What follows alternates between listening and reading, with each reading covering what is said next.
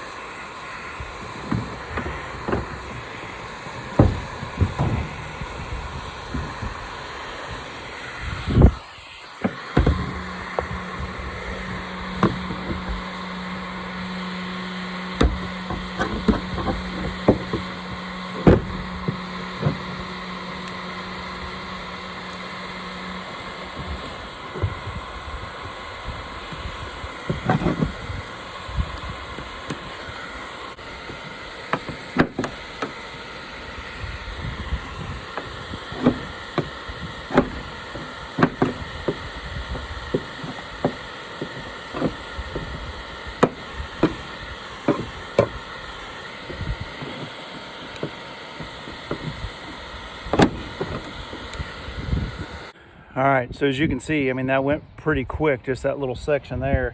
I've got all the screw heads exposed, so I'll be able to hit them with my drill and they should come right out. I've already removed everything from this side. Let me try to show you guys. I've already removed all these screws down through here and along the back. They came out pretty easy. And so all in all, I mean, I think, let's see what I'm looking at here. I've been working on this for a little less than an hour, about 40 minutes roughly, give or take. And that's, you know, getting all my material and tools together, getting a ladder out here set up and all that. So realistically, probably 30 minutes of time thus far. So I appreciate you all checking it out. I'll keep you, you know, updated as this thing goes along and I get the AC unit out of here. So stay tuned, subscribe, like the videos, like the channel, all that cool stuff. It helps. Thanks.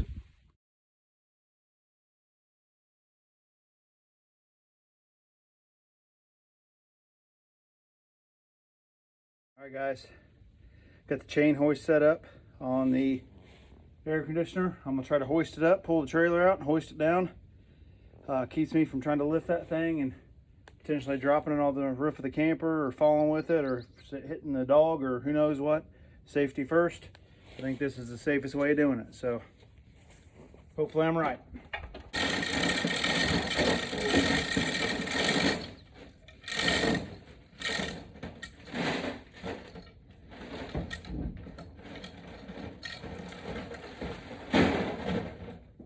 You gotta be shitting me.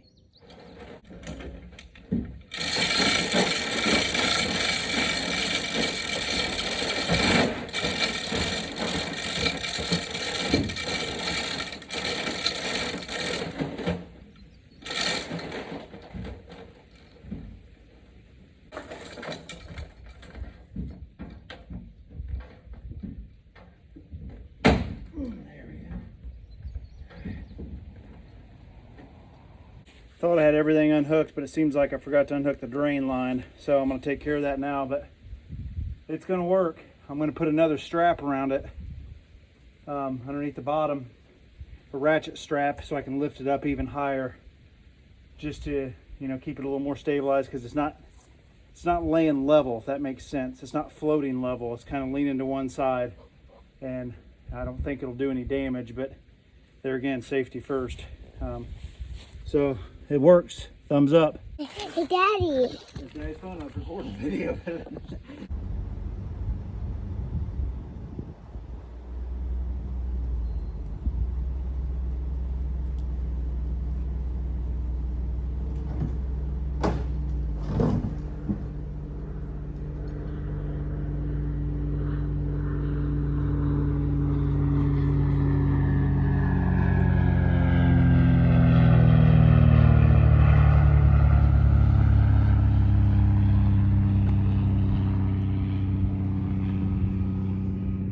Well, it's official, guys. It worked out pretty well.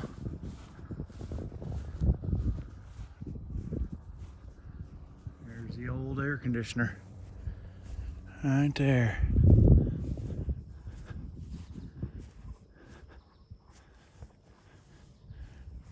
Pretty cool. Pretty cool. Worked out just like a plan. I love it when a plan comes together, okay? All right, I'm gonna get her lowered down to the ground. Matter of fact, I'm probably gonna pull my trailer underneath it and lower it right onto my trailer. That way I don't have to lift it twice. Smarter, not harder, okay?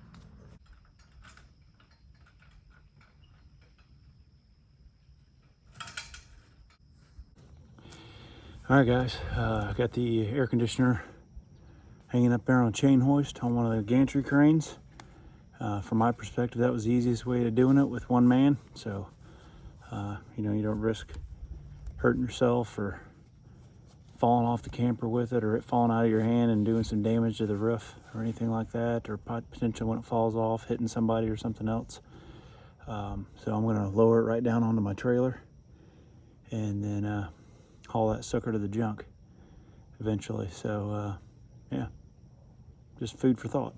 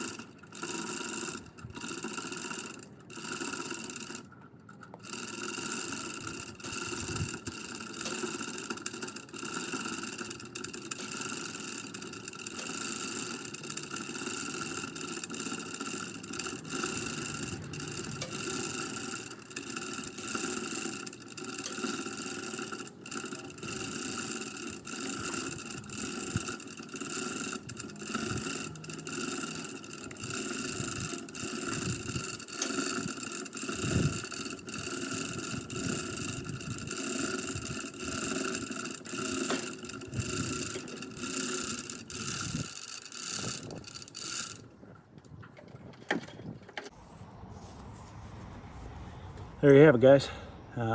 As you saw there, easy peasy, you know what I mean?